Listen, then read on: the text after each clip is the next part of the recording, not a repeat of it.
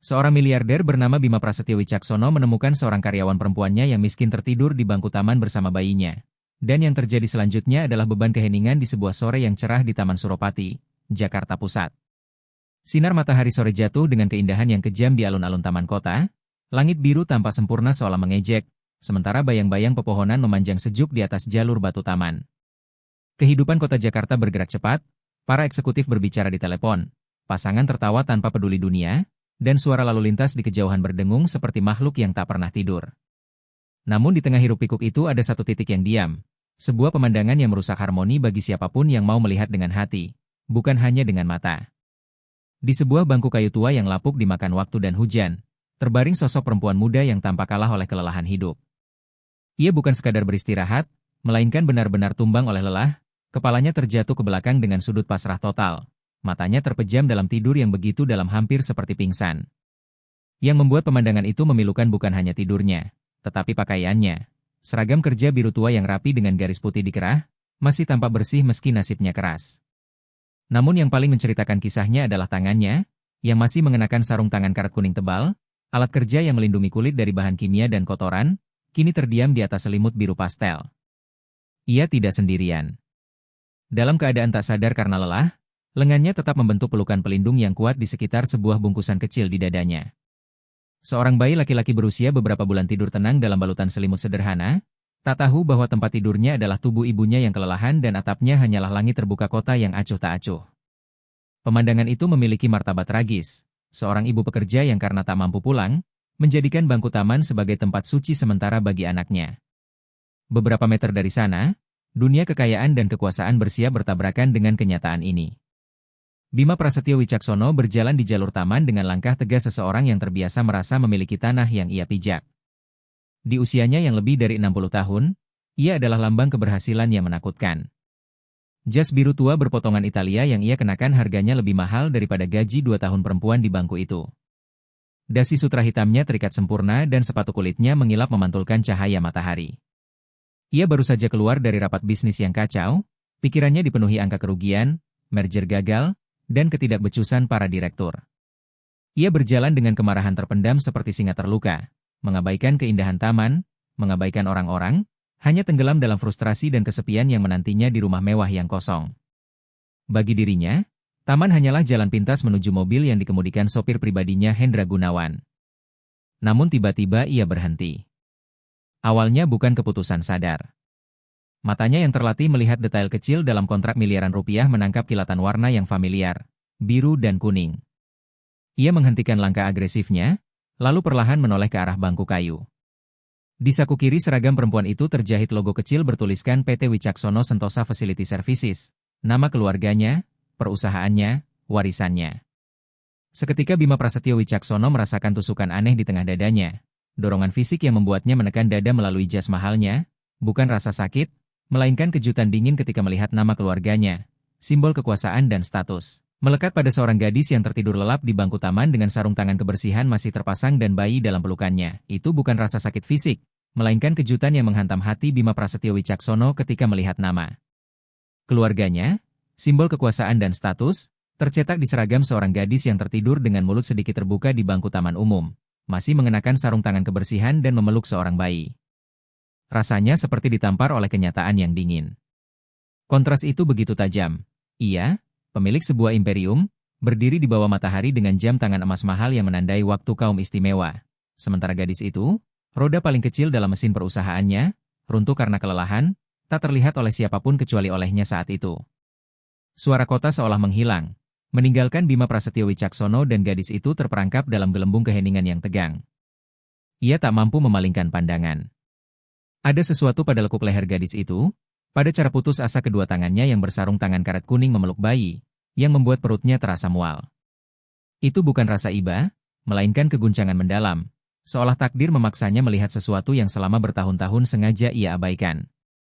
Bima Prasetyo Wicaksono melangkah satu langkah, lalu satu langkah lagi, memperpendek jarak antara dunia kantor ber-AC miliknya dengan bangku kayu tua itu. Angin sore menggerakkan sehelai rambut hitam yang jatuh di wajah gadis itu, namun ia tak bereaksi sama sekali. Ia sudah melampaui sekadar tidur, ia berada di wilayah kelelahan mutlak, tempat tubuh menyerah total demi bertahan hidup. Dan di sana, Berdiri di hadapannya, pria paling berkuasa di kota itu tiba-tiba merasa kecil, lumpuh oleh pemandangan yang tak dapat dijelaskan oleh lembar laporan keuangan manapun. Pikiran Bima Prasetyo Wicaksono yang selama ini bekerja seperti mesin bisnis yang sempurna, terprogram untuk menganalisis, menilai, dan memutuskan, mulai mencoba mengambil alih kendali dalam detik-detik awal itu. Insting korporatnya melawan emosi aneh yang menekan dadanya. Ini tidak bisa diterima, pikirnya dengan dahi berkerut saat matanya meneliti adegan itu dengan dingin. Bagaimana mungkin seorang karyawan perusahaan Wicaksono memperlihatkan pemandangan seperti ini di tempat umum? Dan masih mengenakan seragam? Baginya, citra adalah segalanya. Kerapian, disiplin, dan ketidakterlihatan layanan adalah pilar kesuksesannya. Melihat salah satu pekerjanya tidur seperti gelandangan dengan sarung tangan karet kuning mencolok di depan umum, secara teknis adalah pelanggaran serius terhadap peraturan perusahaan. Ia melangkah lebih dekat dengan niat awal membangunkannya, menegurnya dengan suara bariton yang biasa membuat para direktur gemetar di ruang rapat, menuntut agar ia bangun, melepas seragam di luar jam kerja, dan menghormati nama yang tertera di dadanya. Tangannya terangkat, telunjuknya siap memberi perintah otoriter, namun jari itu berhenti menggantung di udara. Teguran itu mati di tenggorokannya sebelum sempat keluar. Saat ia cukup dekat untuk melihat detailnya, lapisan baja sang bos besar mulai retak. Dari posisinya, ia bisa melihat wajah gadis itu dengan jelas dan menyakitkan. Tak ada tanda kemalasan atau kelalaian, yang ada hanyalah lingkaran hitam pekat di bawah mata tertutupnya, kontras dengan kulit pucat yang halus, bibir kering dan sedikit pecah-pecah. Itu bukan wajah seseorang yang tertidur karena malas, melainkan potret nyata seseorang yang telah bekerja sampai otot-ototnya berteriak minta berhenti. Perlahan Bima Prasetyo Wicaksono menurunkan tangannya. Tatapannya turun dari wajah sang ibu ke sarung tangan karet kuning yang bernoda. Terlihat sisa sabun kering dan keausan di ujung jari. Sarung tangan yang menceritakan jam-jam tak berujung menggosok lantai yang tak akan pernah ia miliki. Membersihkan jendela yang hanya bisa ia lihat dari luar. Namun bahkan belum sempat ia lepaskan, mungkin karena ia hanya duduk sebentar untuk beristirahat sebelum akhirnya tertidur oleh kelelahan. Dan kemudian ada bayi itu, membuat tenggorokan Bima Prasetyo Wicaksono tercekat saat menatap wajah kecil yang tidur damai di pelukan ibunya. Bayi itu terbungkus selimut wol biru yang bersih namun jelas sudah sering dicuci, dengan serat-serat kecil yang menandakan pemakaian panjang, dan ia tidur dengan damai seolah tak merasakan kerasnya bangku kayu di bawah punggung ibunya. Salah satu tangan kecilnya yang sempurna terlihat dari tepi selimut, jari-jarinya menggenggam lembut. Sebuah pertanyaan menghantam pikiran Bima Prasetyo Wicaksono, membungkam semua penilaian korporatnya. Di mana ayahnya? Ia menoleh ke sekeliling, mencari sosok pria, pasangan, atau seseorang yang menjaga sementara sang ibu beristirahat, namun tak ada siapapun, hanya orang-orang yang lewat dengan tatapan menghindar seakan kemiskinan adalah penyakit menular. Mereka benar-benar sendirian di tengah keramaian. Bima Prasetyo Wicaksono teringat panggilan telepon pagi itu dengan Kepala Divisi SDM, Rudi Hartono, tentang optimalisasi biaya, istilah halus untuk pemutusan kerja. Ia teringat menandatangani persetujuan tanpa melihat nama-nama, memperlakukan manusia seperti angka dalam kolom laporan demi menjaga margin keuntungan. Apakah dia salah satu yang kupecat hari ini? Pikirnya. Dan pikiran itu membuatnya merasakan dingin rasa bersalah yang belum ia rasakan selama puluhan tahun. Ia menatap sepatu gadis itu, sepatu olahraga hitam murah dengan sol aus karena terlalu sering berjalan, lalu membandingkannya dengan sepatu kulit premiumnya yang bersih dan berkilau. Perbedaan itu terasa begitu kejam. Ia memiliki rumah mewah 12 kamar di Pondok Indah, ditemani kesunyian sejak kematian istrinya dan kepergian putranya. Sedangkan gadis ini hanya memiliki bangku taman dan cinta tanpa syarat untuk bayinya, tanpa atap untuk berlindung. Rasa ingin tahunya mulai mengalahkan penilaiannya. Mengapa ia tidak pulang? Apakah ia bahkan punya rumah? Tas kain di bawah bangku tampak berisi seluruh hidupnya. Popok, botol susu kosong, dan sepotong pakaian ganti. Semua menunjukkan bahwa bangku itu bukan sekadar tempat singgah, melainkan tujuan sementara hidupnya. Bima Prasetyo Wicaksono merasakan dorongan kuat untuk melakukan sesuatu. Tetapi ia merasa tidak berdaya.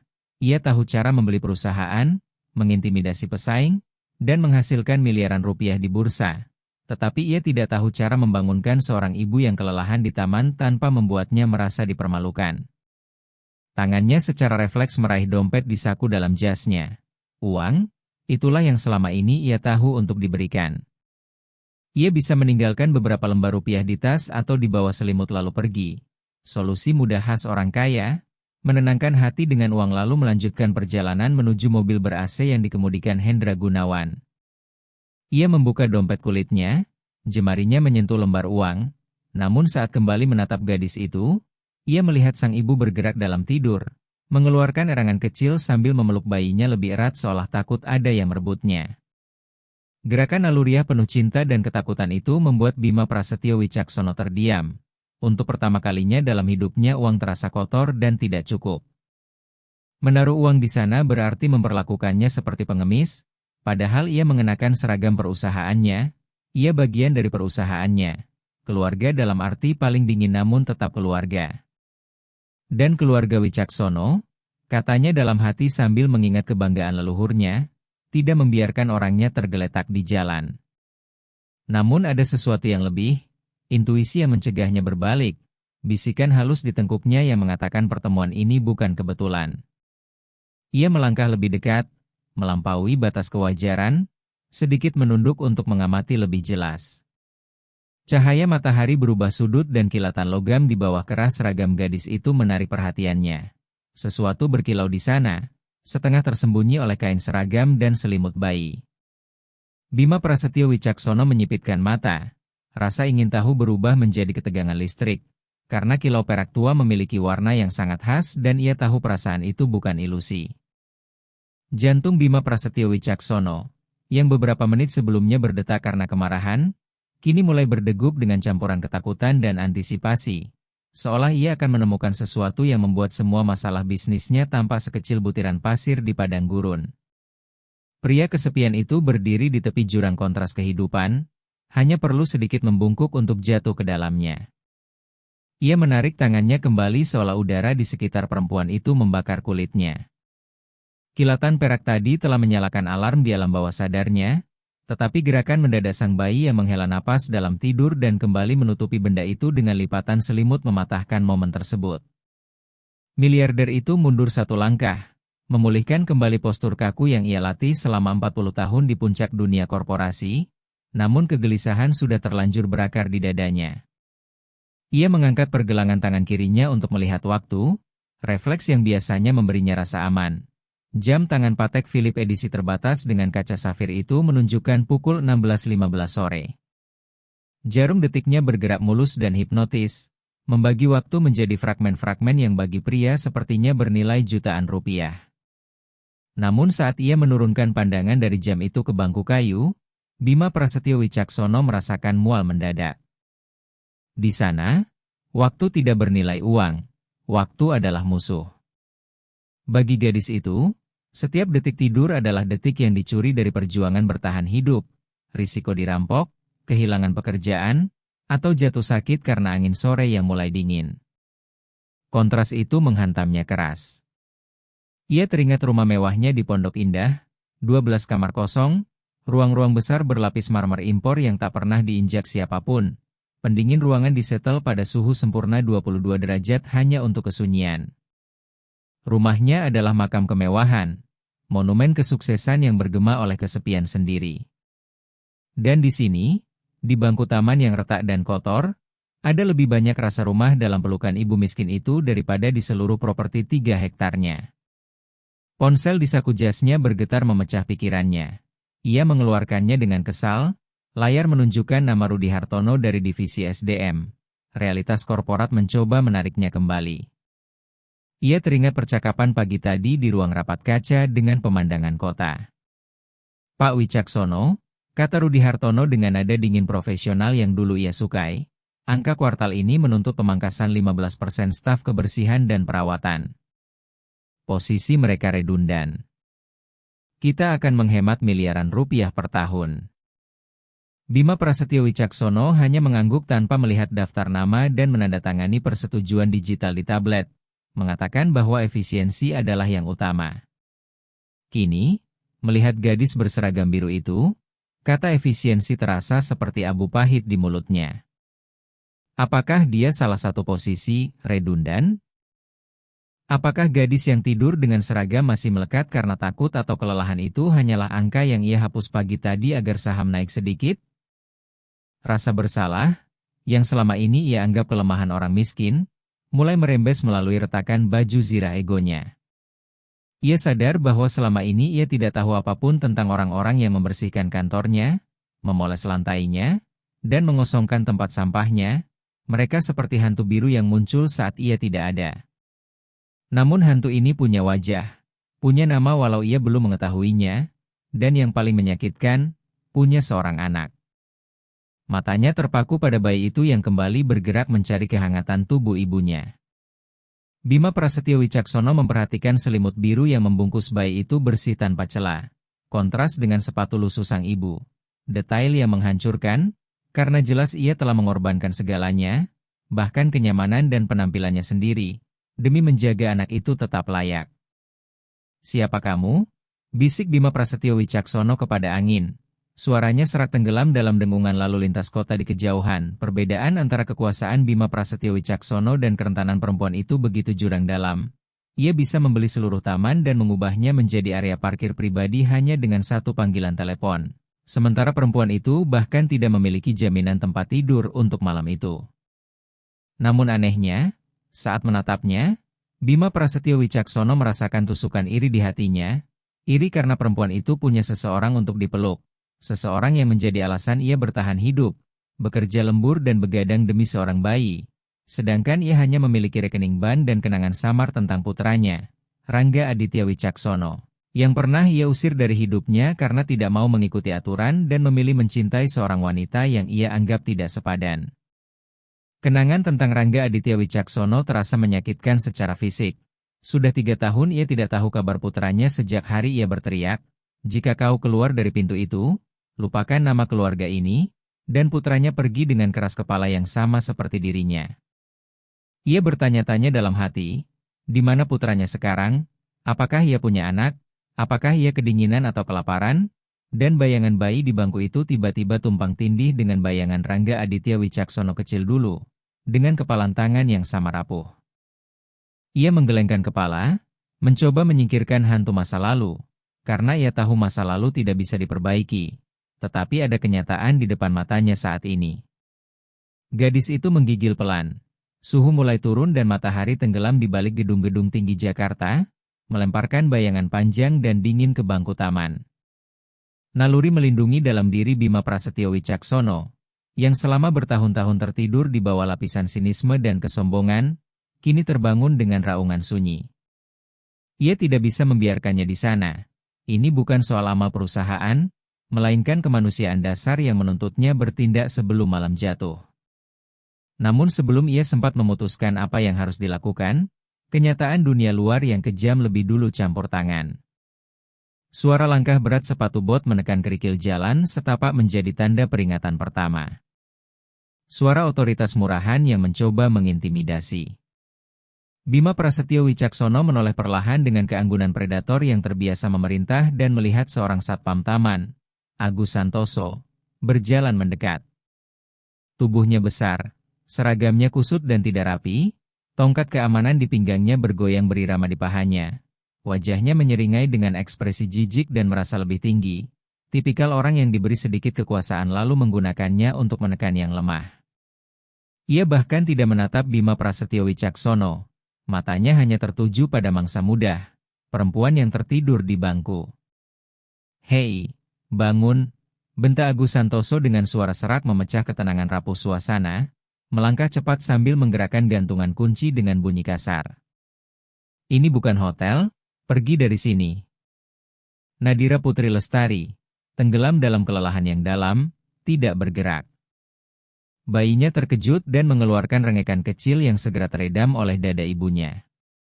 Melihat tidak ada respons dan mengira tidak ada saksi penting karena Bima Prasetyo Wicaksono berdiri agak tersembunyi di bayangan pohon, Agus Santoso mengulurkan tangan kasarnya ke bahu gadis itu, hendak mengguncangnya, membangunkannya dengan kekasaran seperti membersihkan sampah dari jalan. "Saya bilang pergi, wanita kotor," katanya. Jari-jarinya hanya beberapa sentimeter dari kain seragam biru itu, ketika tiba-tiba sebuah suara rendah dan dingin memotong udara. Jangan sentuh dia. Suara Bima Prasetyo Wicaksono bukan teriakan, melainkan nada tajam sedingin baja bedah. Suara yang biasa ia gunakan untuk memecat eksekutif atau menutup kesepakatan bermusuhan. Syarat ancaman kehancuran total yang membuat Agus Santoso membeku seketika. Satpam itu menoleh terkejut dan bertemu tatapan mata Bima Prasetyo Wicaksono. Dan di mata itu ia tidak melihat seorang pejalan kaki biasa, melainkan seekor hiu. Bima Prasetyo Wicaksono melangkah keluar dari bayangan, cahaya matahari senja memantul di manset emas dan dasi sutranya. Kehadirannya memenuhi ruang hingga membuat tubuh besar satpam itu terasa kecil meski secara fisik lebih besar. Maaf, gumam Agus Santoso sambil menurunkan tangannya namun tetap berusaha mempertahankan wibawa. Pak, wanita ini gelandangan. Dilarang tidur di bangku taman. Peraturan mengatakan apapun yang saya putuskan, potong Bima Prasetyo Wicaksono sambil melangkah maju dan memasuki ruang pribadi satpam itu dengan kesombongan yang terukur. Wanita itu adalah karyawan di perusahaan saya, dan jika dia memilih tidur di bangku ini, maka Anda akan berdiri di sini menjaga agar tidak satupun lalat mengganggu tidurnya.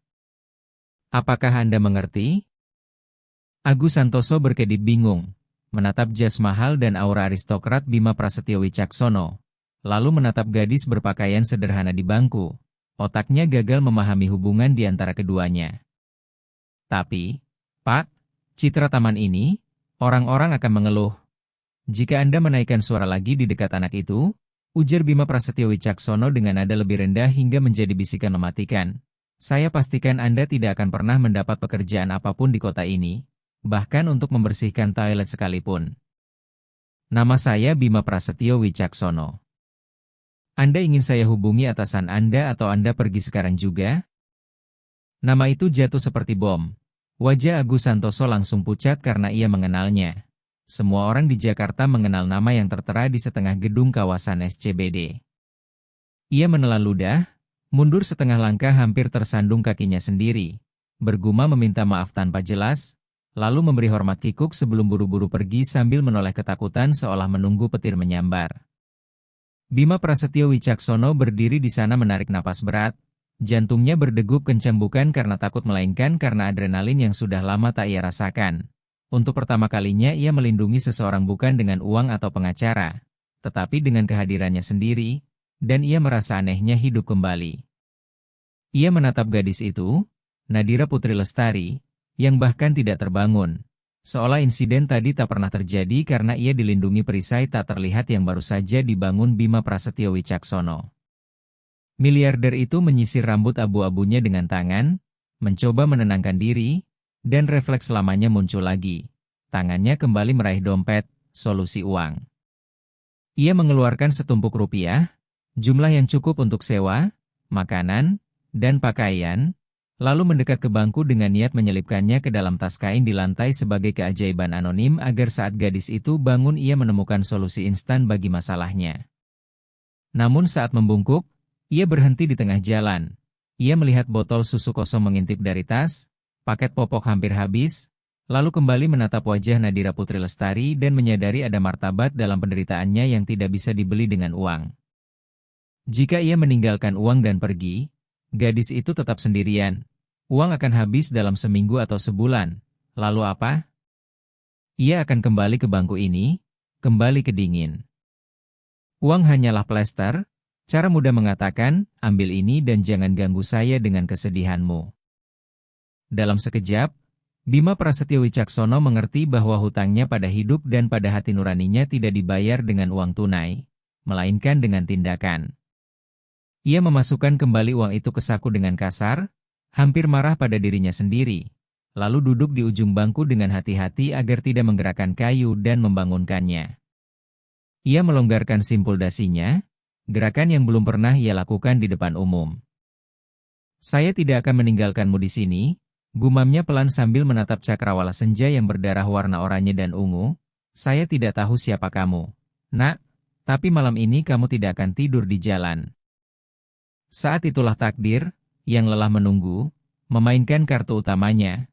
Bayi itu tiba-tiba meregang dan menangis singkat sebelum kembali tertidur.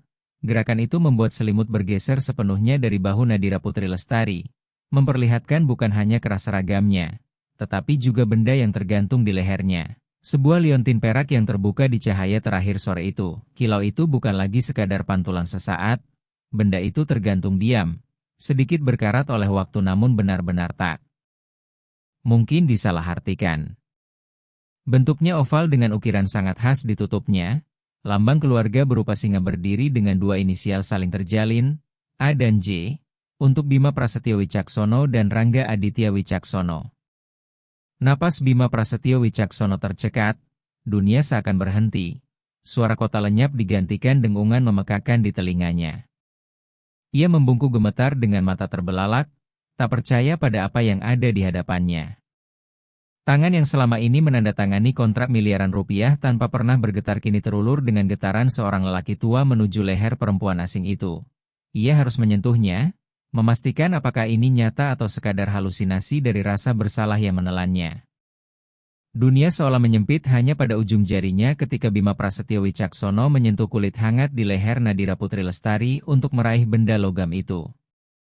Sentuhannya terasa seperti sengatan listrik. Jari-jarinya yang terbiasa dengan kertas uang dan gelas kristal kini merasakan permukaan perak tua yang dingin dan sedikit penyok. Dengan kelembutan yang tak pernah ia sadari ia miliki, ia memutar liontin itu tanpa membangunkan sang ibu. Cahaya terakhir matahari senja menyinari logam kusam itu seperti sorotan ilahi, memperlihatkan ukiran di bagian belakang yang dulu ia sendiri perintahkan untuk dibuat 7 tahun lalu. Huruf-hurufnya mulai aus karena terus bergesekan dengan kulit, namun masih terbaca jelas, menjeritkan kebenaran yang merobek jiwanya. Rangga Aditya Wicaksono, darahku, warisanku. 2018, Bima Prasetyo Wicaksono menjatuhkan liontin itu seolah benda tersebut membakar, menarik tangannya dengan kejang horor murni, napasnya terlepas dalam desahan tercekat. Ini bukan kebetulan, bukan perhiasan murahan yang kebetulan mirip, ini adalah liontin yang sama, hadiah ulang tahun kedewasaan yang ia berikan kepada satu-satunya putranya, hari ketika ia yakin Rangga Aditya Wicaksono akan mengambil alih imperium keluarga. Pikirannya yang biasanya rapi kini berubah menjadi badai kenangan. Ia teringat malam pertengkaran besar itu, malam perpisahan, ketika Rangga Aditya Wicaksono dengan mata penuh air mata marah melepaskan dasinya namun tidak pernah melepas liontin itu, berteriak bahwa ia tidak menginginkan uang atau kendali ayahnya, bahwa ia mencintai wanita itu lebih dari segala warisan. Jika kau melewati pintu itu, jangan kembali, teriak Bima Prasetyo Wicaksono saat itu dengan kesombongan buta. Aku pergi, tapi aku membawa satu-satunya hal yang berarti, jawab Rangga Aditya Wicaksono, menekan liontin itu ke dadanya sebelum berjalan keluar di bawah hujan dan menghilang dari hidup ayahnya. Kini, 3 tahun kemudian, simbol suci milik putranya itu tergantung di leher gadis yang tertidur di bangku taman ini. Bima Prasetyo Wicaksono memegangi kepalanya, merasa tanah di bawah kakinya larut, karena implikasinya begitu menghancurkan. Putranya tidak mungkin melepaskan kalung itu, ia telah mengatakannya berkali-kali bahwa liontin itu adalah satu-satunya pengingat bahwa ayahnya masih mencintainya. Jika gadis ini memilikinya, hanya ada satu penjelasan, dia adalah wanita itu, alasan Rangga Aditya Wicaksono meninggalkan segalanya. Perlahan ia menoleh ke arah bayi itu. Sebelumnya ia hanya melihatnya sebagai anak anonim korban kemiskinan, namun kini dengan kebenaran di matanya, ia benar-benar melihatnya. Ia membungkuk mendekati wajah kecil yang tertidur, mencari dengan putus asa, lapar, dan takut, dan ia menemukannya di sana. Lekukan kecil khas di dagu yang diwariskan turun-temurun dalam keluarga Wicaksono, bentuk alis yang sedikit melengkung, hidung mungil yang identik dengan foto bayi Rangga Aditya Wicaksono yang ia simpan terkunci di album rahasia di ruang kerjanya. Jantung Bima Prasetyo Wicaksono berdegup begitu keras hingga terasa sakit, karena bayi itu bukanlah orang asing, daging itu adalah dagingnya, darah itu adalah darahnya sendiri. Ya Tuhan, bisiknya, kata-kata itu pecah menjadi isak kering yang tak terdengar siapapun, dia cucuku. Kesadaran itu menghantamnya sekeras kereta barang. Anak kecil yang tidur terbungkus selimut usang di pangkuan ibu yang kelelahan itu adalah pewarisah dari seluruh imperium yang ia bangun. Seorang pangeran dari kerajaan yang bahkan tidak ia ketahui keberadaannya, namun kini tidur di jalanan. Ia kembali menatap gadis itu, Nadira Putri Lestari. Kini ia tak lagi melihat seragam kebersihan atau seorang karyawan, melainkan wanita yang pernah dicintai putranya. Ia melihat kelembutan wajah di balik kotoran seharian, kekuatan pada tangan-tangan pekerjanya, dan dengan kejelasan yang menyakitkan ia sadar bahwa Rangga Aditya Wicaksono tidak pernah salah. Putranya memilih cinta, memilih seseorang yang nyata. Namun bayangan yang lebih gelap menyusup ke pikirannya. Sebuah pertanyaan logis, dingin, dan menakutkan muncul di antara emosinya. Jika liontin itu ada padanya, jika ia di sini sendirian bekerja sebagai petugas kebersihan di perusahaan milik ayah mertuanya tanpa pernah tahu, tidur di bangku taman, lalu di mana Rangga Aditya Wicaksono? Putranya memang keras kepala, tetapi ia juga pelindung sejati. Ia tidak akan pernah membiarkan istri dan anaknya tidur di luar jika masih bernapas.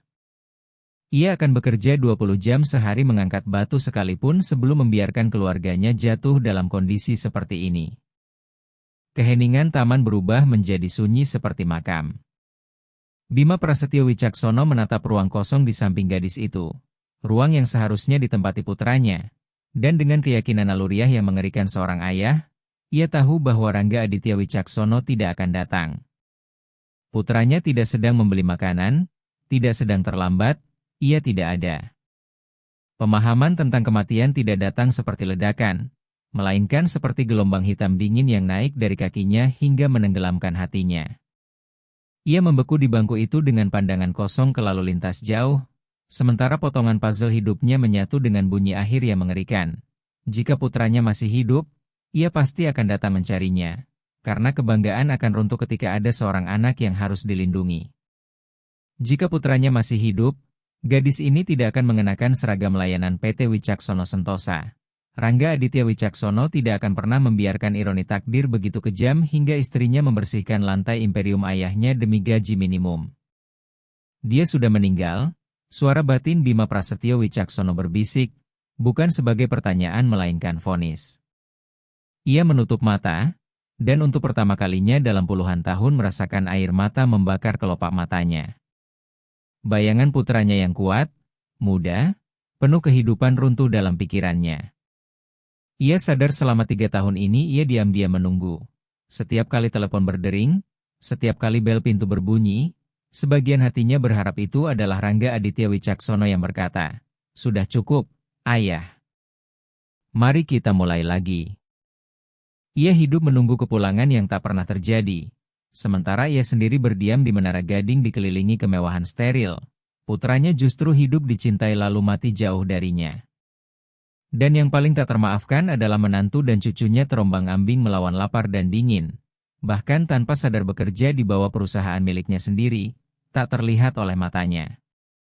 Ia menatap Nadira Putri Lestari dengan campuran hormat dan ngeri. Membayangkan betapa besar penderitaan yang ia tanggung hingga mencapai titik kelelahan total ini. Ia kembali melihat tangan gadis itu dengan sarung tangan kuning.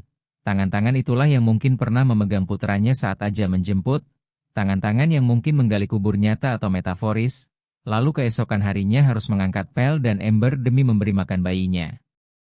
Rasa bersalah jatuh ke pundak Bima Prasetyo Wicaksono seperti batu granit. Ia sadar dialah yang bertanggung jawab, kesombongannya telah mendorong putranya ke pengasingan, kurangnya belas kasih telah menciptakan panggung tragedi ini.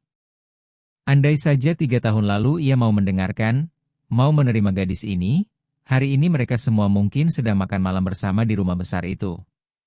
Rangga Aditya Wicaksono mungkin masih hidup, atau setidaknya ia akan meninggal dengan damai, dikelilingi keluarga, bukan dalam kegelapan dilupakan. Angin dingin bertiup, mengangkat daun-daun kering di sekitar bangku taman. Nadira Putri Lestari menggigil keras dalam tidurnya, meringkuk untuk melindungi bayinya dengan kehangatan tubuhnya sendiri. Gerakan itu menjadi pemicu bagi Bima Prasetyo Wicaksono. Ia tidak bisa membiarkan dirinya runtuh sekarang. Rasa sakit akan mendapat waktunya nanti. Tetapi saat ini kewajiban mengalir dalam darahnya dengan keganasan primitif. Ia berdiri dengan goyah seperti pria mabuk oleh duka. Lalu melepas jas mahalnya, pakaian wol Italia yang dibuat khusus untuknya. Ia memegangnya sejenak, merasakan berat dan hangatnya, benda kesombongan yang kini memiliki tujuan suci. Dengan gerakan lambat dan hikmat hampir seperti ritual, Bima Prasetyo Wicaksono menyelimuti Nadira Putri Lestari dan bayi itu dengan jasnya. Menata dengan hati-hati agar bahu perempuan itu dan kaki kecil bayi tertutup sepenuhnya. Aroma parfum mahalnya, campuran kayu dan rempah, bercampur dengan bau kota dan kerja keras yang melekat pada mereka. Itu adalah tindakan pengakuan. Dengan menutupi mereka dengan pakaiannya, ia menandai mereka, seolah berkata kepada semesta, mereka milikku. Ia duduk kembali, kali ini lebih dekat, bukan lagi sebagai orang asing yang iba, melainkan sebagai penjaga yang menebus dosa. Ia mengamati profil wajah Nadira Putri Lestari dan baru kini benar-benar melihat kecantikannya, ada keanggunan alami pada wajahnya yang tak bisa dibeli uang, dan ia sadar putranya benar. Perempuan ini lebih berharga daripada kesepakatan bisnis manapun. Bima Prasetyo Wicaksono mengeluarkan ponselnya lagi. Jemarinya bergerak cepat bukan untuk menghubungi kantor, melainkan membatalkan seluruh rapat minggu itu, membatalkan perjalanan bisnis ke New York, membatalkan kehidupan lamanya. Lalu ia menulis pesan kepada kepala keamanan pribadinya yang mantan militer dan sangat dipercaya. Saya ingin seluruh data tentang seorang karyawan bernama Nadira Putri Lestari, bekerja di shift sore bagian kebersihan kota. Periksa juga catatan kematian seorang pria bernama Rangga Aditya Wicaksono dalam 3 tahun terakhir. 10 menit. Siapkan mobil. Saya tidak pulang sendirian. Ia mengunci ponsel dan meletakkannya di bangku. Kini ia hanya bisa menunggu sampai perempuan itu bangun. Bima Prasetyo Wicaksono takut pada momen itu lebih dari audit pajak manapun. Ia takut melihat kebencian di mata Nadira Putri Lestari ketika mengetahui siapa dirinya, takut ia tahu bahwa dialah pria yang telah mengusir ayah dari anaknya. Namun ada pula secerca harapan. Ia mungkin mendapat kesempatan kedua, bukan dengan putranya, karena pintu itu telah tertutup selamanya meninggalkan luka yang tak akan sembuh. Tetapi dengan bayi ini, cucunya yang tidur tanpa tahu apapun, bara terakhir dari api keluarga Wicaksono. Di bawah langit senja oranye keabu-abuan, Bima Prasetyo Wicaksono bersumpah akan membakar dunia jika perlu sebelum membiarkan cucunya merasakan dingin 1 hari lagi. Sang patriar akhirnya menangis. 1 tetes air mata berat mengalir di pipinya yang dicukur rapi dan jatuh ke celana abu-abunya. Tetes pertama dari badai penebusan yang segera datang, penantian seorang pendosa. Senja menyerah pada malam, dan kota Jakarta berubah wajah. Lampu taman berkedip lalu menyala dengan dengungan listrik, menyinari bangku kayu dalam cahaya kuning hangat buatan. Suhu turun tajam membawa kelembapan yang merayap ke tulang, hanya dikenal oleh mereka yang pernah tidur di luar ruangan. Bima Prasetyo Wicaksono tetap duduk tak bergerak di ujung bangku seperti patung garam. Dingin menggigit lengannya melalui kemeja putih tipis yang kini tanpa perlindungan jas. Namun ia menerima setiap hembusan angin dingin dengan keteguhan. Getaran di tubuhnya bukan hanya karena udara malam melainkan bentuk penebusan. Setiap kali angin membuat kulitnya merinding, ia memikirkan malam-malam yang mungkin telah dialami cucunya seperti ini. Memikirkan Rangga Aditya Wicaksono. Apakah putranya kedinginan sebelum meninggal? Apakah ia takut, rasa sakit fisik itu terasa benar, hampir perlu. Seolah menjadi pembayaran kecil atas tahun-tahun kebutaan emosional yang ia jalani. Di samping Bima Prasetyo Wicaksono, sosok yang terbentuk dari Nadira Putri Lestari dan bayi di bawah jas wol mahalnya hampir tak bergerak. Napas perempuan itu kini lebih dalam dan teratur, terlena oleh kehangatan tak terduga dari pakaian orang lain. Ia mengawasi ritme napas itu dengan obsesif seperti seorang penjaga, bahkan mengusir 2 remaja yang lewat sambil tertawa terlalu dekat dengan gerakan tangan tajam dan tatapan peringatan yang membuat mereka langsung menurunkan suara dan berjalan cepat, tanpa memahami mengapa seorang pebisnis duduk di samping wanita miskin di bangku taman. Beberapa menit kemudian, suara khas mesin berkapasitas besar memecah monoton lalu lintas malam. Sebuah sedan hitam panjang dan berkilau meluncur di tepi trotoar, mengabaikan rambu dilarang parkir. Itu mobil milik Bima Prasetyo Wicaksono, simbol kekuasaan, kemewahan, dan isolasi dirinya. Namun malam ini bukan trofi, melainkan sekoci penyelamat. Sopir setianya, Hendra Gunawan, yang telah bekerja 15 tahun untuk keluarga Wicaksono, turun dengan tergesa-gesa. Matanya yang terbiasa melihat majikannya keluar dari gedung pencakar langit dan hotel bintang 5 membelalak saat melihat pemandangan di depannya. Bima Prasetyo Wicaksono, pria besi itu, duduk di bangku kotor hanya dengan kemeja, rambutnya berantakan diterpa angin, wajahnya hancur oleh emosi yang belum pernah ia tunjukkan sebelumnya. Dan di sampingnya seorang wanita berseragam kebersihan tidur di bawah jas mahal miliknya. "Pak Bima Prasetyo Wicaksono," tanya Hendra Gunawan dengan hati-hati seolah takut merusak sesuatu yang tak terlihat, "Bapak baik-baik saja? Apakah ada yang menyerang Bapak?" Ia bahkan hendak meraih ponsel untuk menghubungi polisi, mengira situasi itu darurat. "Simpan itu," perintah Bima Prasetyo Wicaksono dengan suara rendah namun penuh wibawa yang memotong udara seperti pisau. "Tidak terjadi apa-apa, Hendra Gunawan. Buka pintu belakang. Lakukan dengan diam."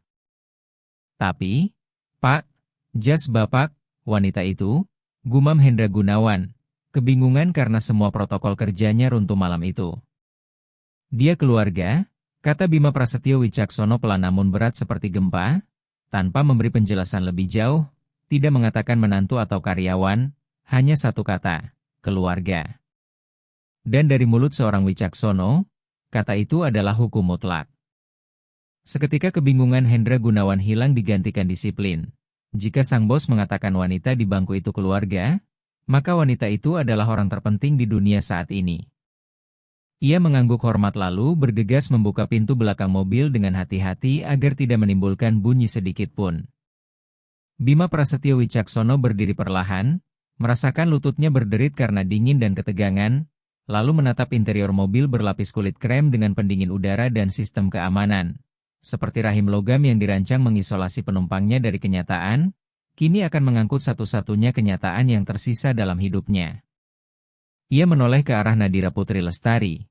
Saatnya telah tiba. Ia tidak bisa begitu saja menggendongnya karena akan menakutinya. Ia harus membangunkannya.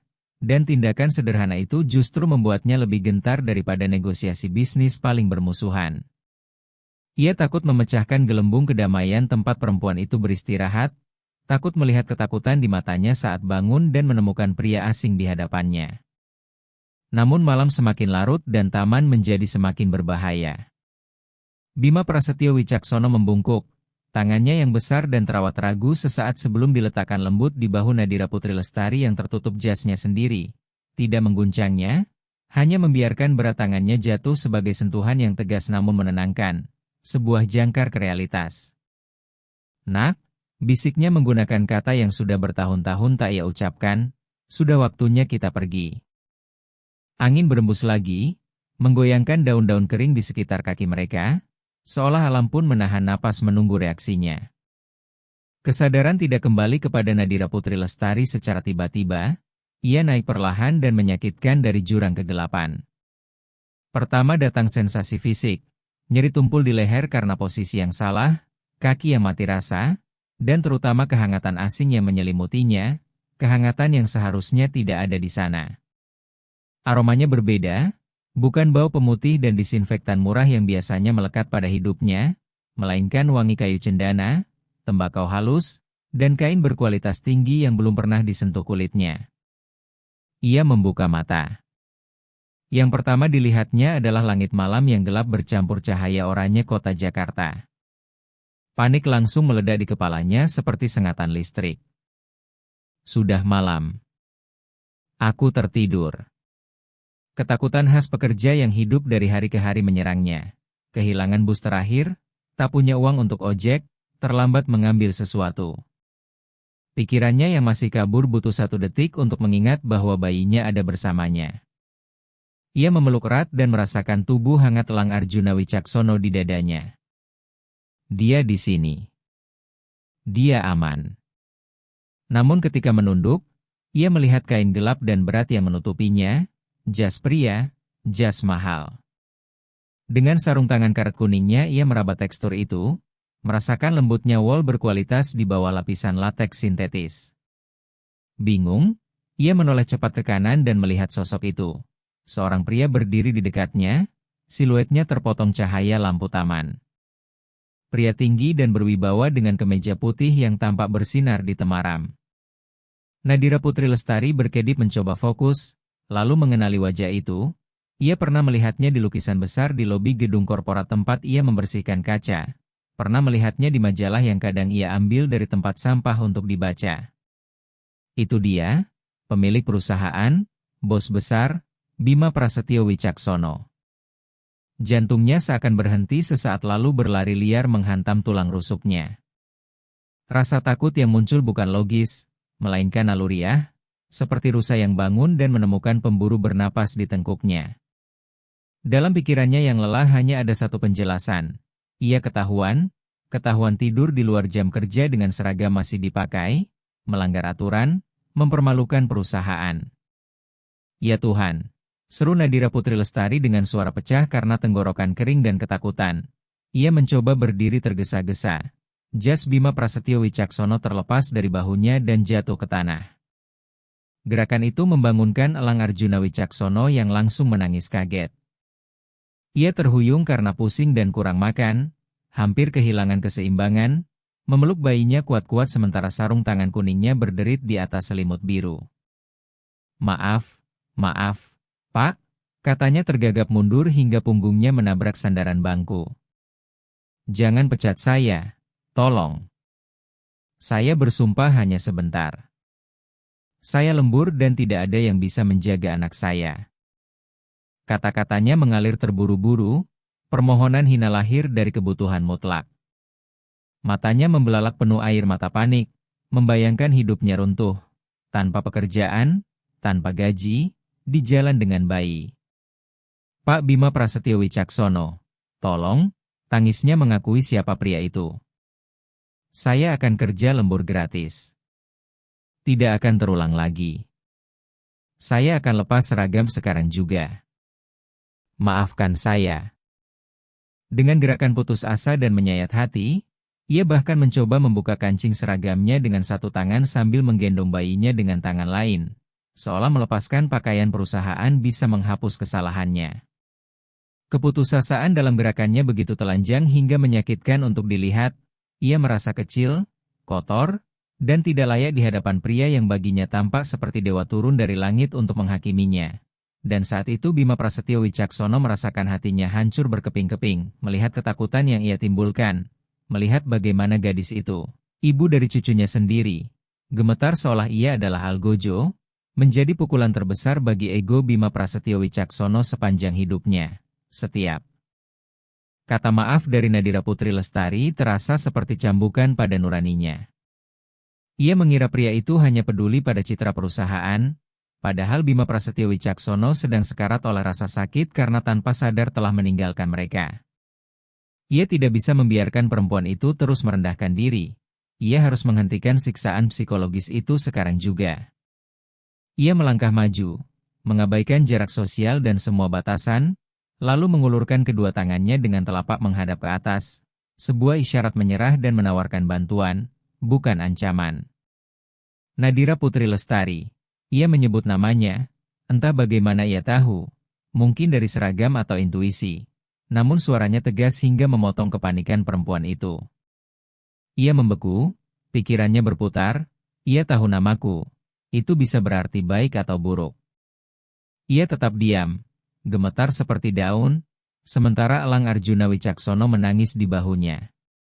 Bima Prasetyo Wicaksono mendekat perlahan, matanya lembab berkilau di bawah lampu taman, tidak menatapnya sebagai bos, melainkan seperti ayah memandang anak perempuan yang terluka. Dengan kelembutan yang tak terbatas ia menaruh kedua tangannya di atas tangan perempuan itu, menutupi sarung tangan karet kuning yang kasar dengan tangannya yang hangat dan terawat, menghentikan gerakan panik yang kacau. Tidak ada yang akan memecatmu, kata Bima Prasetyo Wicaksono dengan suara serak menahan emosi.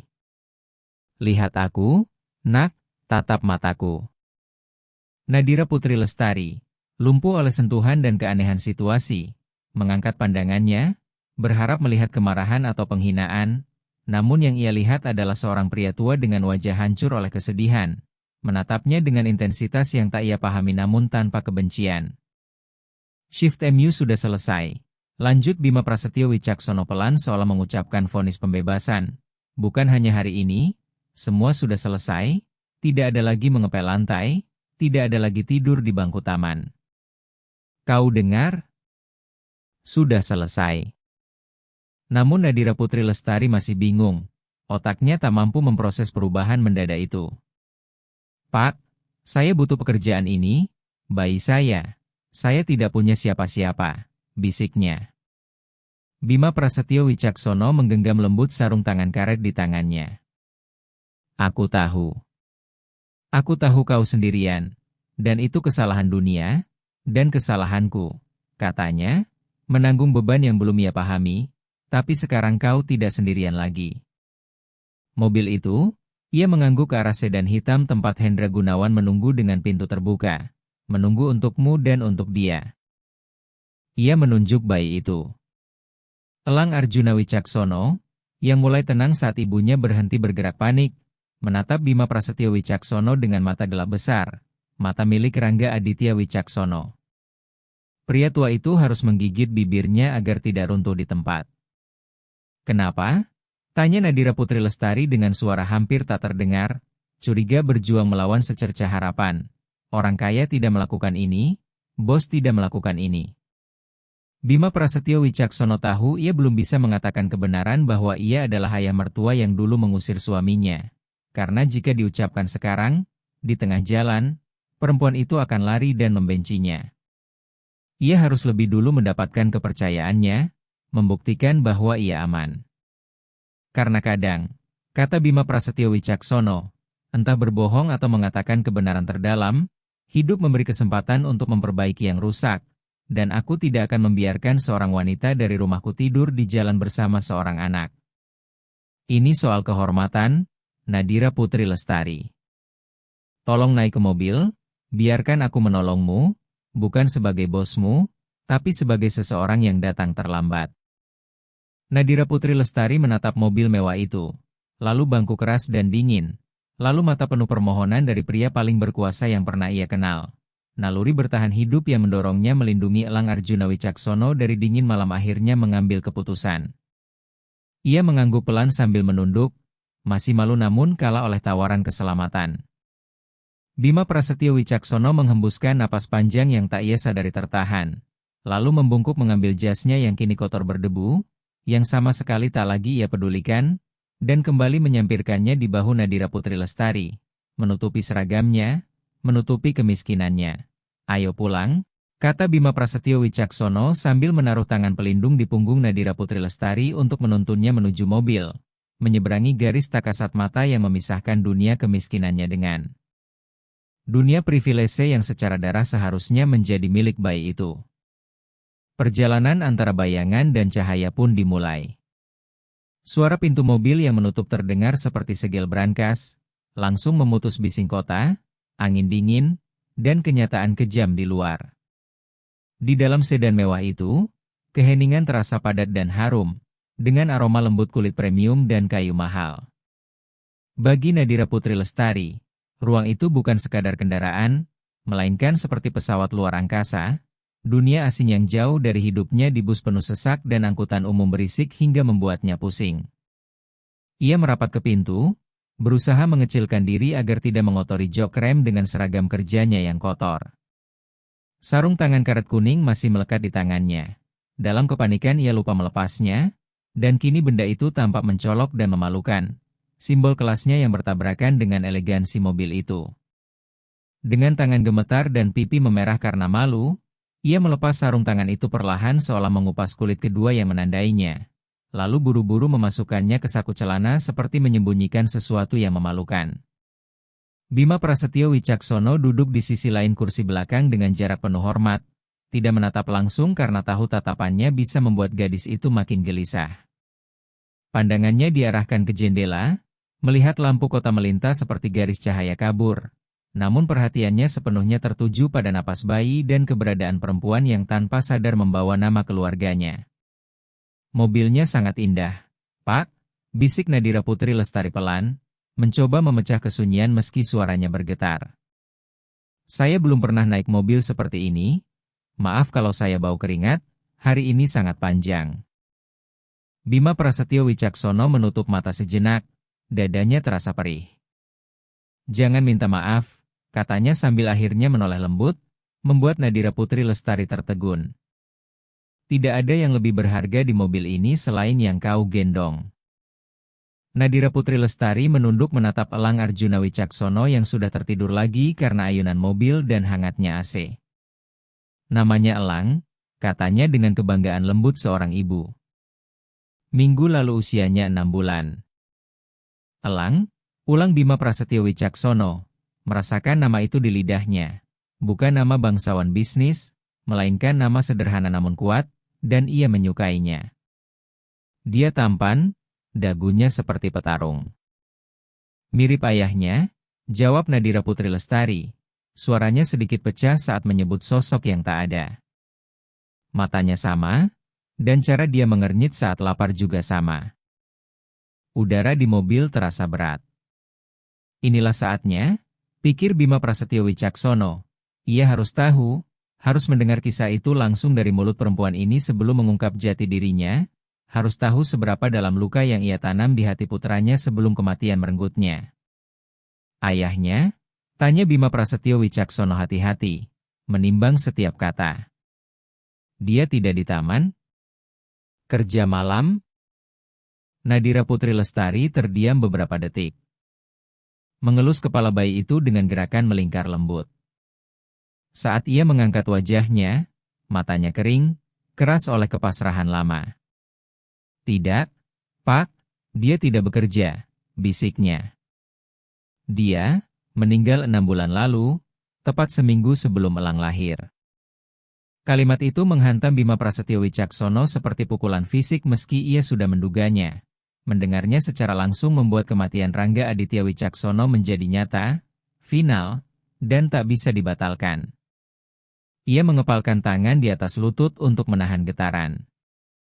Saya turut berduka, katanya, dan tak pernah sebelumnya kalimat itu seberat ini.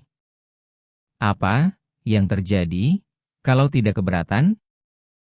Kecelakaan, jawab Nadira Putri Lestari sambil menatap keluar jendela menuju gelapnya malam. Dia bekerja di proyek konstruksi, kata Nadira Putri Lestari lirih. Dia mandor, sangat ahli dan pekerja keras, tapi proyek itu tidak punya standar keselamatan yang layak. Perancahnya runtuh, dia mendorong seorang rekan untuk menyelamatkannya sebelum jatuh. Perut Bima Prasetyo Wicaksono terasa mual. Putranya, pewaris kerajaan finansial, meninggal jatuh dari perancah di proyek yang dikelola buruk, sambil menyelamatkan nyawa orang lain. Heroik, tragis, dan sepenuhnya bisa dicegah seandainya ia tidak memutus sumber dana putranya, memaksa Rangga Aditya Wicaksono bekerja dalam kondisi berbahaya demi menghidupi keluarganya. Secara metaforis, darah putranya menodai setelan rapi yang ia kenakan. Dia pasti pria yang sangat berani, bisik Bima Prasetyo Wicaksono dengan tenggorokan tercekat. Dia pria terbaik di dunia, jawab Nadira Putri Lestari tegas. Tidak pernah mengeluh. Pulang ke rumah penuh debu dan lelah, tapi selalu tersenyum padaku. Dia bilang, Nadira, kita akan membangun kastil kita sendiri, bata demi bata, tanpa berutang pada siapapun. Dia sangat bangga, sangat bangga. Bima Prasetyo Wicaksono memberanikan diri menyelidik lebih jauh, seolah berjalan di ujung pisau. Dia tidak punya keluarga? Orang tua yang bisa membantu? Nadira Putri Lestari menghela napas, pertanyaan yang selalu ia takuti. Dia punya ayah, katanya pelan, membuat napas Bima Prasetyo Wicaksono tertahan. Rangga jarang membicarakannya. Aku tahu mereka pernah bertengkar hebat. Rangga pergi dari rumah karena ayahnya tidak menerima bahwa dia mencintai gadis kampung tanpa pendidikan, tanpa nama keluarga. Kata-kata itu seperti cermin yang memantulkan keburukan masa lalu Bima Prasetyo Wicaksono. Ia melihat dirinya 3 tahun lalu berteriak di lobi, menyebut Nadira Putri Lestari pemburu harta tanpa pernah mengenalnya. Dia pasti membenci ayahnya, ujar Bima Prasetyo Wicaksono dengan suara nyaris tak terdengar, menunggu vonis. Nadira Putri Lestari menggeleng pelan, dan jawabannya menghancurkan hati pria itu lebih dari hinaan apapun. Tidak, Rangga tidak pernah membencinya. Kadang malam hari aku melihat dia menatap foto lama di dompetnya. Dia bilang, Ayahku raja, Nadira, raja yang keras kepala, tapi dia membangun semuanya dari nol. Semoga suatu hari dia mengerti bahwa aku tidak ingin kerajaannya, aku hanya ingin hidupku sendiri. Rangga mengaguminya. Bahkan dia menamai bayi kami Elang karena itu nama tengah ayahnya. Bima Prasetyo Wicaksono memalingkan wajah ke jendela dengan cepat. Air mata mengalir tanpa izin, hangat dan sunyi. Putranya tidak membencinya, justru mengaguminya, bahkan memberi nama cucunya dengan nama tengah sang ayah. Sementara ia membiarkan mereka mati jauh darinya karena merasa mereka musuh. Rasa sakitnya begitu tajam hingga ia sulit bernapas. "Bapak baik-baik saja?" tanya Nadira Putri Lestari melihat perubahan napasnya. Bima Prasetyo Wicaksono berdeham, berusaha memasang kembali topeng besinya yang kini retak selamanya. "Ya, hanya lelah," bohongnya sambil menatapnya dengan mata merah. "Suamimu benar, Nadira. Ayahnya memang raja, tapi raja yang buta dan bodoh yang kehilangan harta terbesarnya karena tidak mau melihat." Nadira Putri Lestari menatapnya heran, tak memahami intensitas kata-kata itu. Mobil mulai melambat, mereka meninggalkan pusat kota yang bising dan kini menanjak ke kawasan elit di perbukitan tempat vila-vila tersembunyi di balik tembok tinggi dan taman lebat. "Kita mau kemana, Pak?" tanya Nadira Putri Lestari. Rasa takut kembali muncul saat ia melihat mereka menjauh dari kota yang dikenalnya. "Pulang," jawab Bima Prasetyo Wicaksono, kali ini dengan tekad yang sakral. "Ke tempat yang seharusnya kau datangi 3 tahun lalu." Mobil berbelok ke gerbang megah, pagar besi hitam besar dengan 2 singa emas di puncak pilar terbuka perlahan mengenali kendaraan itu. Nadira Putri Lestari tertegun kehabisan napas. "Singa-singa itu?" bisiknya dengan mata membesar. "Rangga pernah cerita. Dia bilang ada rumah dengan singa emas di gerbang, waktu kecil dia takut melihatnya." Potongan terakhir teka-teki hampir menyatu di benak Nadira Putri Lestari. Mobil melaju di jalan kerikil putih panjang, dikelilingi patung dan air mancur, hingga berhenti di depan tangga utama rumah keluarga besar itu, sebuah rumah yang lebih menyerupai istana kesepian daripada tempat tinggal. Mobil berhenti lembut di depan beranda yang diterangi cahaya hangat. Hendra Gunawan, sang sopir, bergegas membuka pintu belakang, namun Bima Prasetyo Wicaksono memberi isyarat agar ia menunggu. Ia membutuhkan 1 detik terakhir untuk mengumpulkan keberanian melakukan hal yang harus dilakukannya. "Ayo," katanya sambil turun lebih dulu dan mengulurkan tangan kepada Nadira Putri Lestari untuk membantunya keluar. Nadira Putri Lestari menerima dengan canggung, terpaku oleh besarnya rumah yang menjulang di hadapannya seperti gunung dari batu dan kaca. Villa itu tampak mengintimidasi, jendelanya tinggi, tiangnya kokoh, semuanya berteriak tentang uang dan kekuasaan. Ia memeluk erat elang Arjuna Wicaksono, merasa seperti penyusup di dunia para raksasa. "Pak Bima, ini terlalu berlebihan," katanya mundur selangkah di atas kerikil. "Saya tidak bisa masuk ke sana. Lihat saya cuma petugas kebersihan. Saya tidak pantas di tempat seperti ini. Tolong antarkan saya ke penginapan saja. Nanti saya bayar, saya janji." "Kamu lebih pantas berada di sini daripada saya," jawab Bima Prasetyo Wicaksono tegas sambil memegang lembut siku Nadira Putri Lestari dan menuntunnya ke pintu kayu ek besar yang terukir. Pintu terbuka dari dalam. Seorang pembantu rumah tangga yang lebih tua, berseragam rapi jauh berbeda dengan milik Nadira Putri Lestari, menunggu dengan ekspresi terkejut yang disembunyikan. "Selamat malam, Pak Bima," sapa wanita itu sambil melirik sekilas pada gadis kotor dan bayi di pelukannya. "Marta, siapkan kamar biru, kamar yang dulu milik Rangga," perintah Bima Prasetyo Wicaksono. Mendengar nama itu, Nadira Putri Lestari langsung berhenti di tengah lobi. Ruang masuk itu luas dengan lantai marmer berkilau seperti cermin dan tangga melingkar yang tampak naik ke langit. Namun yang menarik perhatiannya bukan kemewahan, melainkan suasana.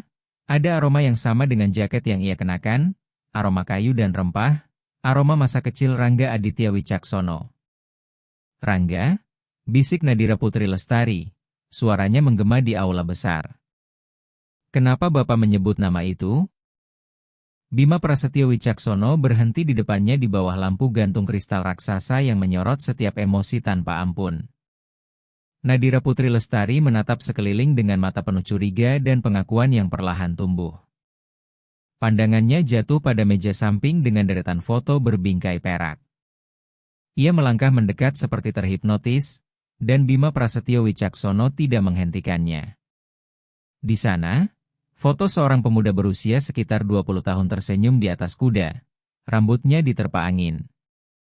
Lebih muda, tanpa janggut, namun tak salah lagi, itu Rangga Aditya Wicaksono, dengan mata yang sama dan senyum miring yang ia kenal. Nadira Putri Lestari terengah, menutup mulutnya. Dunia seolah berputar, ia menatap foto itu, lalu menatap Bima Prasetyo Wicaksono, menatap mata pria tua yang abu-abu dan dalam, lalu menatap mata bayinya. Kemiripan itu tak terbantahkan, hubungannya mutlak. Bapak, gumamnya mundur dengan ngeri seolah baru menyadari ia sedang berhadapan dengan sesuatu yang mengerikan. Bapak adalah dia. Bima Prasetyo Wicaksono tidak berkata apa-apa, hanya mengangguk dengan wajah pucat. Bapak ayahnya, lanjut Nadira Putri Lestari, dan kalimat itu berubah menjadi tuduhan. Bapak orang yang mengusirnya, orang yang membiarkan kami sendirian, orang yang membuat Rangga menangis diam-diam. Amarahnya meledak, rasa takut lenyap, digantikan amarah seekor singa betina. Ia memeluk elang Arjuna Wicaksono erat, seolah melindunginya dari monster di depannya. Bapak membawa kami ke rumah ini untuk apa? Teriaknya dengan air mata kemarahan mengalir di wajahnya yang kotor. Untuk mempermalukan kami? Untuk melihat bagaimana kami hidup sengsara sementara Bapak hidup di istana?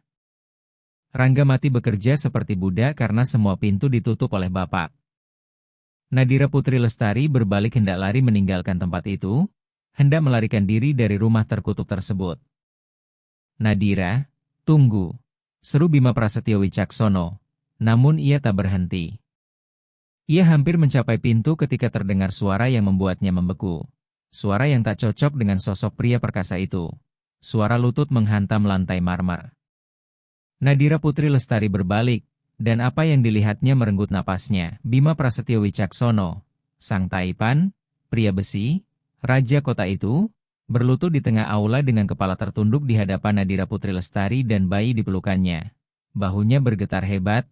Ia menangis, bukan tangisan halus, melainkan tangisan pecah, putus asa. Tangisan seorang pria yang merasa kehilangan jiwanya. Jangan pergi. Tolong, pinta Bima Prasetyo Wicaksono dari lantai tanpa berani menatap. Aku bukan bosmu dan bukan lagi raja bodoh itu. Aku hanya pria tua yang datang terlalu terlambat. Ia mengangkat wajahnya dan Nadira Putri Lestari melihat kehancuran mutlak di rautnya. Aku membunuh anakku dengan kesombonganku. Akunya, setiap kata seperti pisau. Aku membunuhnya sedikit demi sedikit dan tak bisa membawanya kembali. Aku akan menukar semua ini, rumah ini, uang ini, hidupku, demi 1 menit lagi bersamanya. Tapi aku tak bisa. Ia mengulurkan tangan, bukan untuk meraih, melainkan seperti pengemis yang memohon. Tatap aku, Nadira.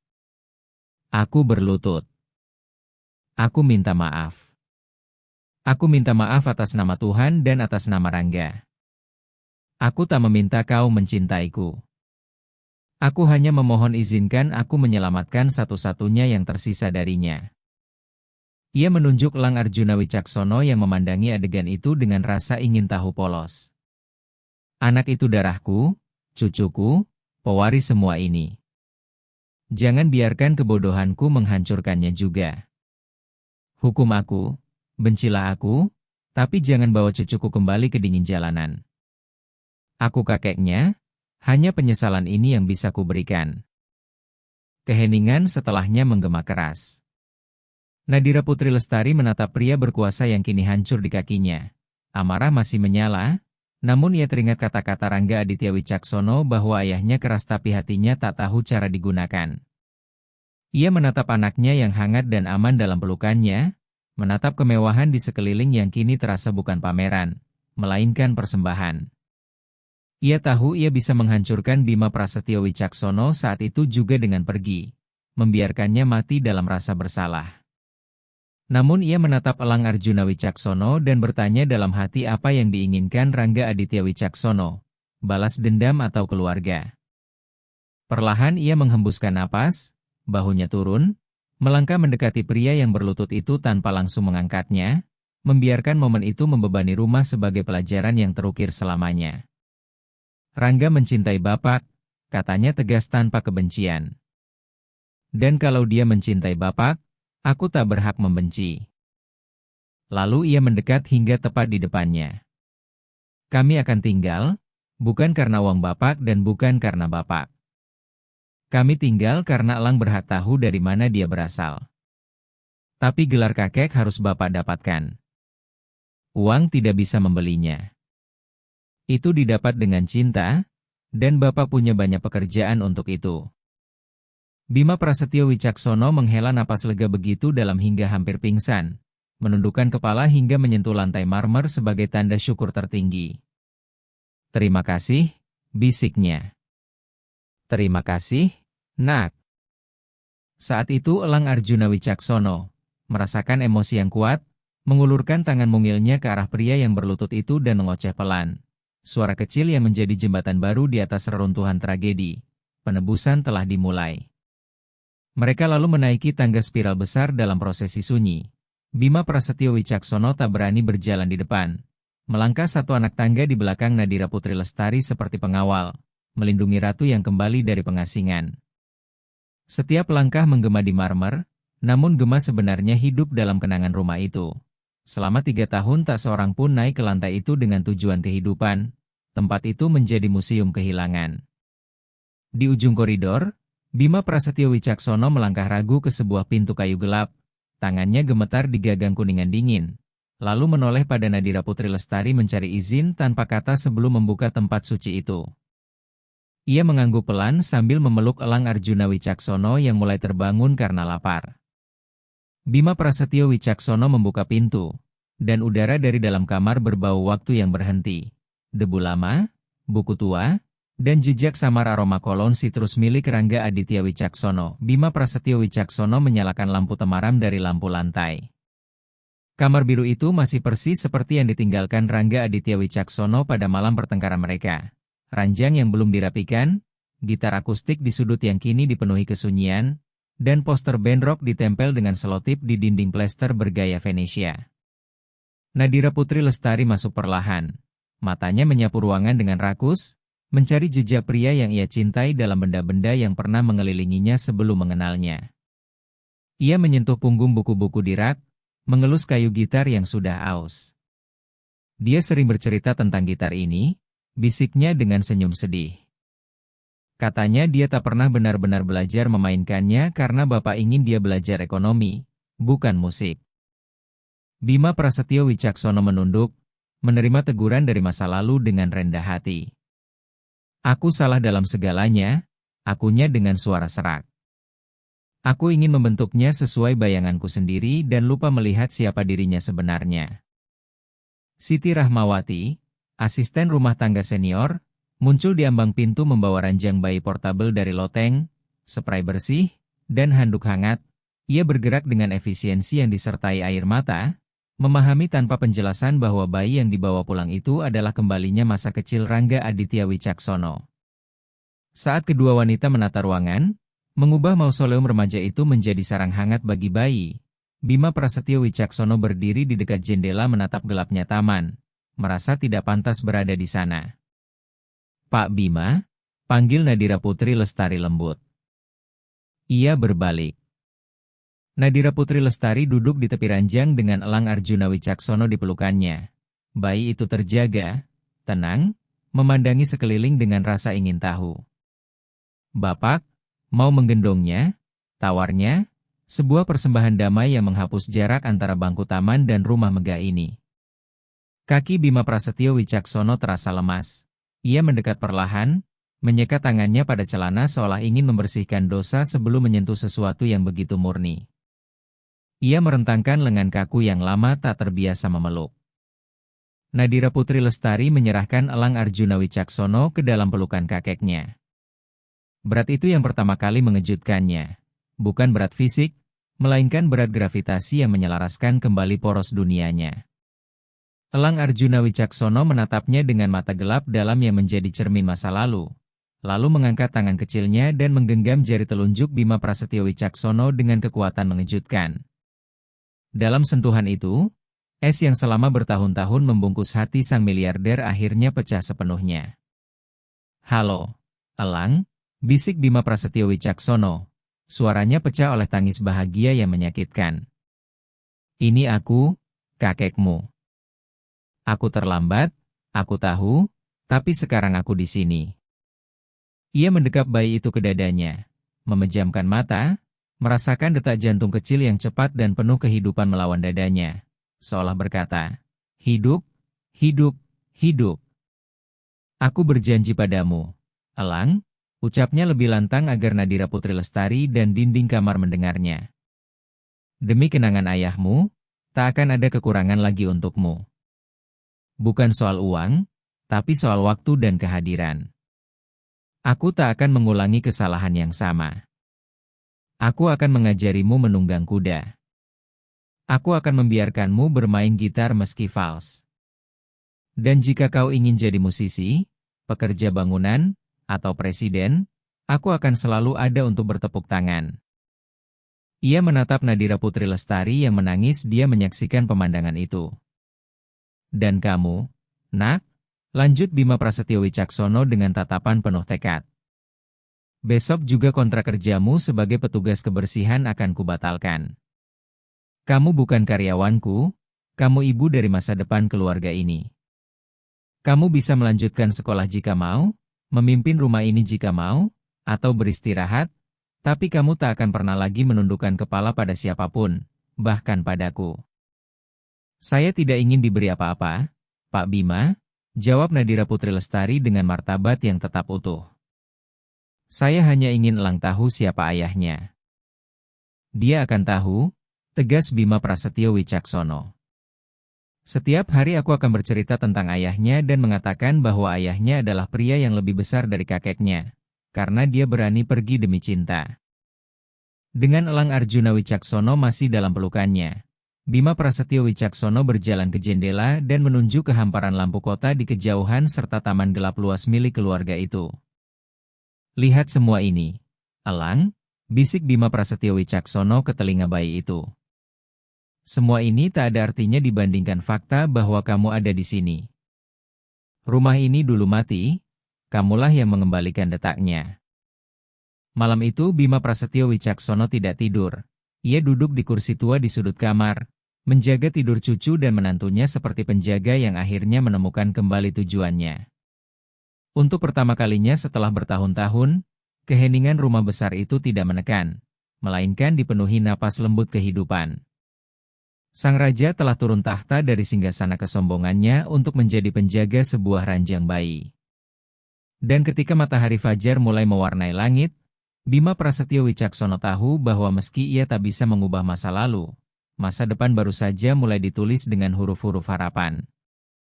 Setahun kemudian, musim semi tiba dengan ledakan bunga jacaranda ungu dan cahaya keemasan yang mengubah lanskap kota abu-abu menjadi lukisan hidup. Taman yang sama, tempat angin dingin dulu mengiris kulit, kini dipenuhi tawa anak-anak, kicau burung, dan gumaman santai keluarga yang menikmati hari Minggu. Perubahan terbesar bukan hanya pada musim, melainkan pada suasana di sekitar bangku kayu tua di alun-alun itu. Bima Prasetyo Wicaksono mendorong ayunan dengan semangat yang mematahkan usia 60 tahunnya. Ia tak lagi mengenakan setelan 3 potong dan dasi hitam, melainkan celana linen krem, kemeja biru muda berlengan digulung, dan sepatu olahraga nyaman yang sudah terkena noda rumput. Wajahnya yang dulu tegang kini dipenuhi kerutan baru yang lahir dari senyum. "Lebih tinggi, kakek! Lebih tinggi!" teriak Elang Arjuna Wicaksono, kini berusia 1,5 tahun dengan energi tak habis-habis. Anak itu tertawa lepas terbang ke udara, yakin tangan kuat kakeknya selalu siap menangkap dan mendorongnya. "Ke langit, Kapten Elang," jawab Bima Prasetyo Wicaksono sambil tertawa.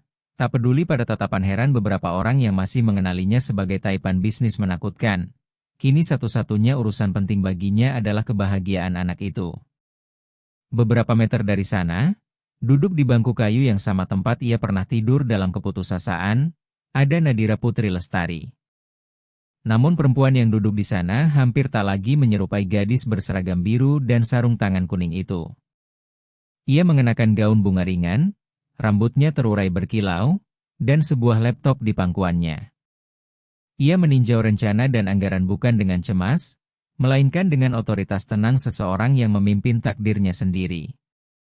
Nadira Putri Lestari mengangkat pandangan dari layar, melihat anaknya dan mertuanya, dan senyum damai menerangi wajahnya.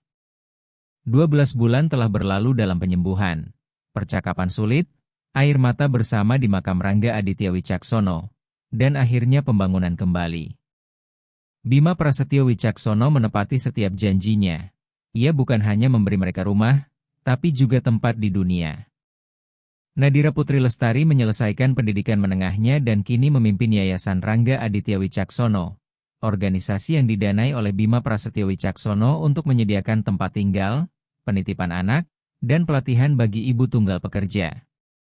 Bima Prasetyo Wicaksono menghentikan ayunan, mengangkat elang Arjuna Wicaksono ke udara dan mencium pipinya dengan riang, lalu berjalan ke bangku sambil sedikit terengah namun bahagia dan duduk di samping Nadira Putri Lestari. Elang Arjuna Wicaksono menggeliat hingga nyaman di pangkuan kakeknya, bermain dengan kancing kemeja. "Bagaimana persiapan peresmian pusat baru?" tanya Bima Prasetyo Wicaksono sambil mengusap keringat di dahi. "Sempurna," jawab Nadira Putri Lestari menutup laptop.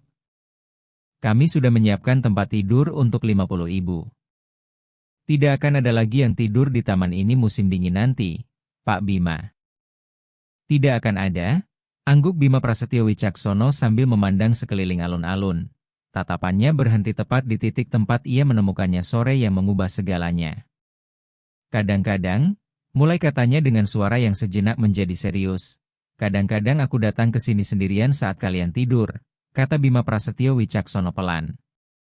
"Aku duduk di bangku ini dan berbicara dengannya." Nadira Putri Lestari tidak perlu bertanya dengan siapa. Ia meletakkan tangannya di atas tangan pria itu. "Lalu Bapak bilang apa?" tanya lembut. "Aku berterima kasih," jawab Bima Prasetyo Wicaksono dengan mata berkaca-kaca. "Aku berterima kasih karena dia mengirimmu ke bangku ini hari itu, memaksaku melihat, memberiku kesempatan agar tidak mati sebagai pria tua yang pahit.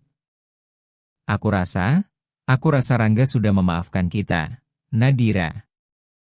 "Rangga tidak pernah perlu memaafkan, karena dia tidak pernah berhenti mencintai Bapak," balas Nadira Putri Lestari mantap. "Tapi aku yakin dimanapun dia berada, dia tersenyum melihat ini, melihat bahwa ayahnya akhirnya menjadi ayah yang dulu dia tahu bisa Bapak jadi." Elang Arjuna Wicaksono merasa percakapan terlalu serius baginya, bertepuk tangan kecil dan menunjuk ke arah penjual es krim yang lewat dengan gerobaknya. Es krim, serunya penuh semangat. Bima Prasetyo Wicaksono tertawa lepas, mengusir sisa melankoli. "Itu perintah langsung dari bos kecil," katanya sambil berdiri menggendong cucunya. "Mau rasa apa? Coklat? Vanila? Kakek beli semua gerobaknya kalau perlu." "Cukup 1 skup saja, kakek yang manja," sela Nadira Putri Lestari sambil tertawa dan ikut berdiri. "Aku tidak mau dia pulang dengan sakit perut." Mereka bertiga berjalan bersama di jalur taman di bawah bayangan pepohonan yang setahun lalu menjadi saksi kesepian mereka, dan kini menjadi saksi persatuan mereka. Orang-orang melihat sebuah keluarga bahagia, mungkin sedikit tak biasa, namun terikat oleh hubungan yang tak bisa dipatahkan. Pandangan seolah berhenti dan tertinggal saat mereka menjauh menuju matahari sore. Fokus perlahan turun ke sandaran bangku kayu tua itu, tempat sebuah plakat perunggu kecil yang baru terpasang berkilau di bawah cahaya keemasan. Bertuliskan, "Di tempat ini, cinta mengalahkan kesombongan." Dipersembahkan untuk Rangga Aditya Wicaksono, yang mengajarkan bahwa kekayaan sejati bukanlah apa yang ada di saku kita, melainkan siapa yang kita peluk. Gambar perlahan memudar menjadi hitam, hanya menyisakan suara tawa seorang anak dan bisikan angin di antara dedaunan, menutup siklus luka dengan janji harapan abadi. Selesai.